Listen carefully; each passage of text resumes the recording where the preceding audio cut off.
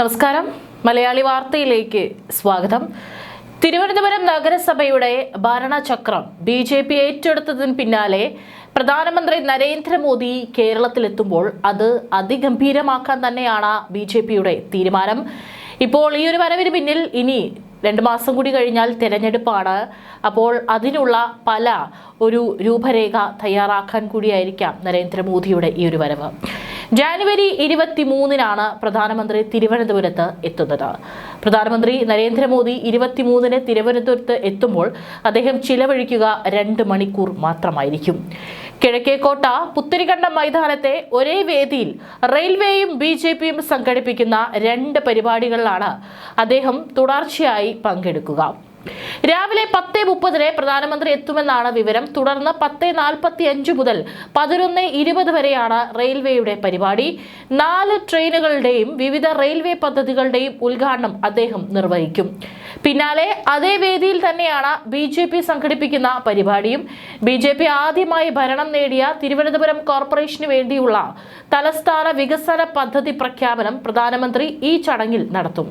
നഗരത്തിന്റെ മുഖച്ഛായ മാറ്റാനുതങ്ങുന്ന വികസന രേഖയായിരിക്കും പ്രധാനമന്ത്രി പ്രഖ്യാപിക്കുക എന്നാണ് ബി.ജെ.പി. കേന്ദ്രങ്ങൾ വ്യക്തമാക്കുന്നത്. തിരുവനന്തപുരം നഗരസഭാ ഭരണം ബി.ജെ.പിക്ക് ലഭിച്ചാൽ 45 ദിവസത്തിനുള്ളിൽ പ്രധാനമന്ത്രി നരേന്ദ്രമോദി തിരുവനന്തപുരത്ത് എത്തുമെന്ന് ബി.ജെ.പി. സംസ്ഥാന അധ്യക്ഷൻ രാജീവ് ചന്ദ്രശേഖർ നേരത്തെ പ്രഖ്യാപിച്ചിരുന്നു.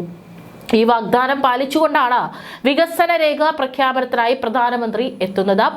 വരാനിരിക്കുന്ന നിയമസഭാ തെരഞ്ഞെടുപ്പ് പ്രചാരണത്തിന്റെ കൂടി ഭാഗമായാണ് പ്രധാനമന്ത്രിയുടെ ഈ സന്ദർശനം എന്നത് രാഷ്ട്രീയമായി ഏറെ പ്രാധാന്യം അറിയിക്കുന്നുണ്ട്. മാത്രമല്ല, ഇപ്പോൾ പല തരത്തിലുള്ള പ്രതിസന്ധികളാണ് കേരളത്തിൽ നിലവിൽ ഭരണപക്ഷം നേരിടുന്നത്.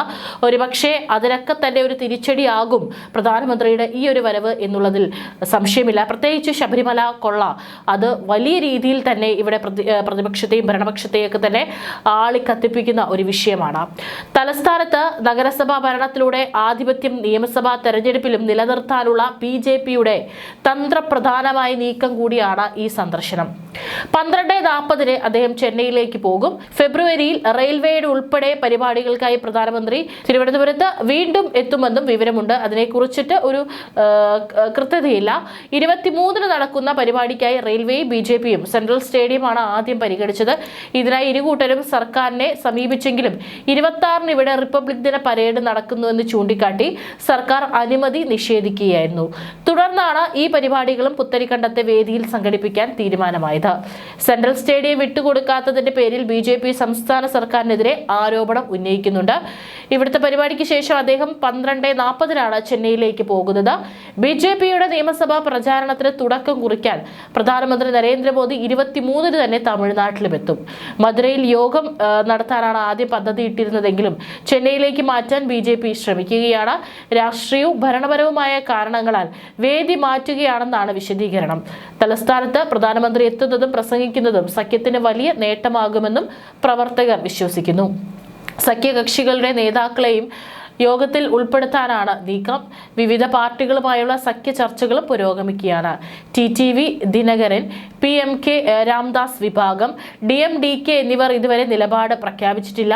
ടി.വി.കെയിൽ സമ്മർദ്ദം ചെലുത്താനുള്ള ശ്രമങ്ങളും വിജയിച്ചിട്ടില്ല. മോദി എത്തുന്നതിന് മുൻപ് ഈ കാര്യങ്ങൾ അന്തിമമാക്കാൻ ബി.ജെ.പി. ശ്രമിക്കുകയാണ്. ചെന്നൈ യോഗത്തിന്റെ ഔദ്യോഗിക പ്രഖ്യാപനം ഉടൻ ഉണ്ടാകാനും സാധ്യതയുണ്ട്.